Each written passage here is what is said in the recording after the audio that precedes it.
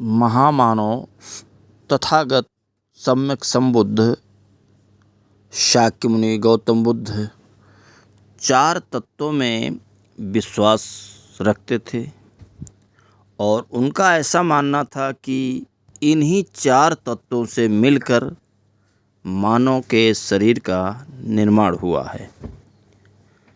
भा भूमि, गा गर्मी, वा वायु, ना नीर। मतलब भूमि मिट्टी, गर्मी आग, वायु हवा, नीर पानी, इन्हीं 4 तत्वों से मिलकर के मानव का निर्माण हुआ है। इसका मतलब होता है भगवान। पाली में भगवान का अर्थ है भग। भग मतलब भग्न करना, किसी चीज़ को तोड़ना, विभाजन या उसका विश्लेषण करना। और वान, वान का मतलब होता है धारण करना, धारणकर्ता।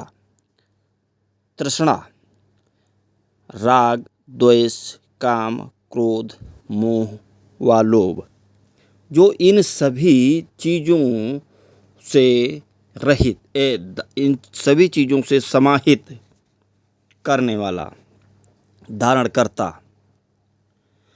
अर्थात जिस मनुष्य ने अपने अंदर तृष्णा, राग, द्वेष, काम, क्रोध, लोभ व मोह आदि का परित्याग कर दिया है या उससे मुक्ति पा ली है, तो वो भगवान तुल्य हो जाता है या उसे भगवान कहते हैं। बौद्ध ग्रंथों में शाक्य मुनि तथागत बुद्ध जी को और भी कई नामों से संबोधित किया गया है, जैसे भगवा, भगवंत, भगवतो, भग्गरागोति भगवा। जिसने राग का त्याग कर दिया हो उसे भगवान कहते हैं।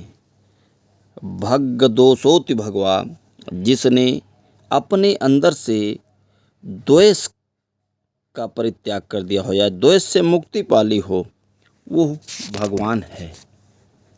भग्गमोहित भगवा, जिसने अपने अंदर किसी भी तरह का मोह, लगाव, आकर्षण का त्याग कर दिया हो, वह भगवान तुल्य है। भग्गमनोति भगवा, जिसने अभिमान का त्याग कर दिया हो, वह भगवान है। भग्ग क्लेशोति भगवा, जिसने क्लेश से मुक्ति पाली, उसे भगवान कहते हैं।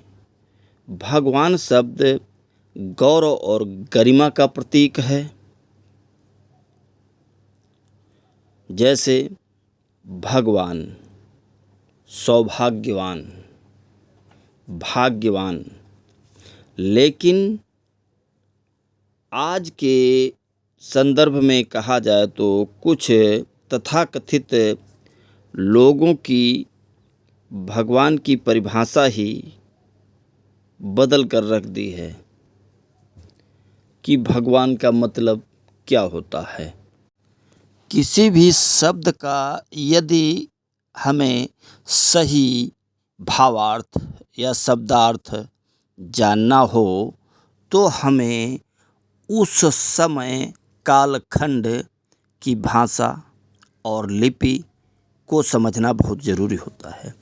जैसे कि बहुत से आजकल के लोग प्राचीन काल के शब्दों को आज की भाषा लिपि से रिलेट करके देखते हैं तो वो अर्थ का अनर्थ, भावार्थ का गलत अर्थ निकालते हैं।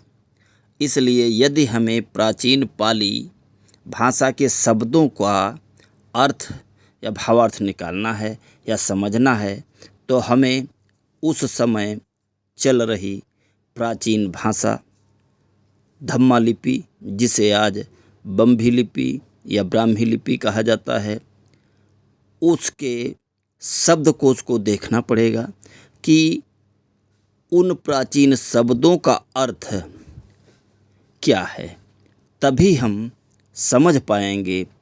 अन्यथा आज की भाषा शैली या लिपि में समझने का प्रयास करेंगे तो उसका उल्टा ही अर्थ निकलेगा। जैसे सम्राट अशोक ने अपने स्तंभ लेखों में अपना नाम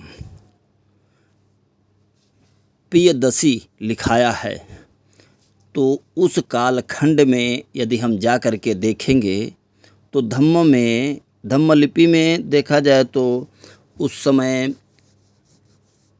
प्रियदर्शी मतलब प्रिय, देवों का प्रिय, और उस समय देव बौद्ध भिक्षुओं को कहा जाता था, और प्रिय मतलब उनका प्रिय राजा।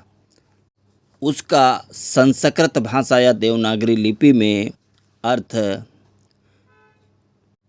अलग ही मिलता है। इन लोगों ने देवान पिये को मूर्ख कहा है। ऐसा कभी हो ही नहीं सकता कि कोई राजा अपने लिए ही अपने संबोधन में अब स्वयं को मूर्ख कहे।